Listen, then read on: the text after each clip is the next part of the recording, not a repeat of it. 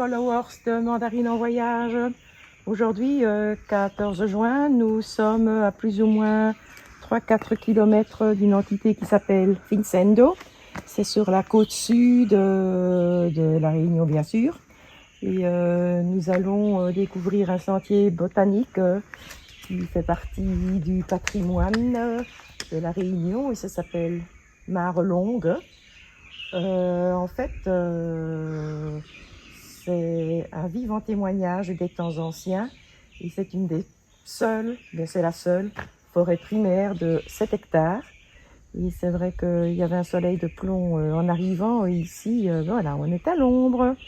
Et j'espère que nous verrons de jolis arbres, arbustes. Et belle randonnée et belle vidéo à tous.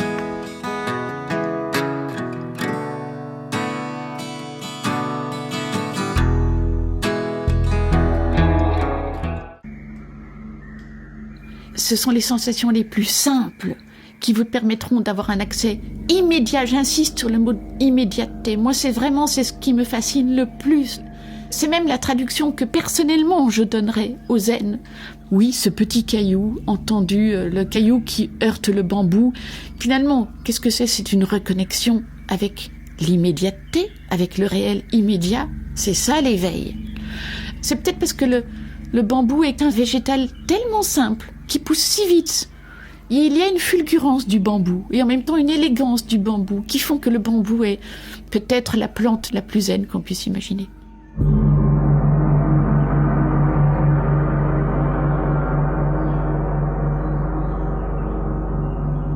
Le son et la musique, mais même le son le plus simple, est un des meilleurs moyens de trouver l'éveil.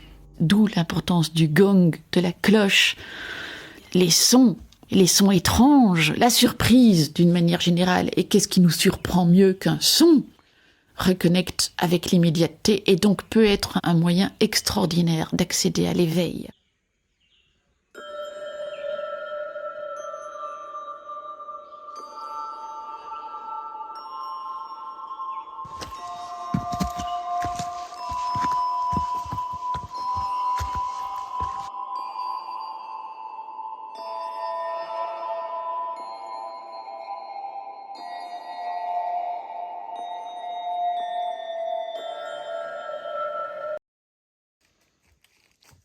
Quel bonheur d'être dans cette forêt, vraiment, de se ressourcer parmi ces arbres millénaires.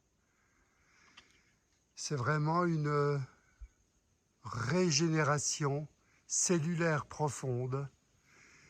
Et Nicole, qu'est-ce que tu penses de, par exemple, cet arbre qui s'appelle le bois de pomme blanc?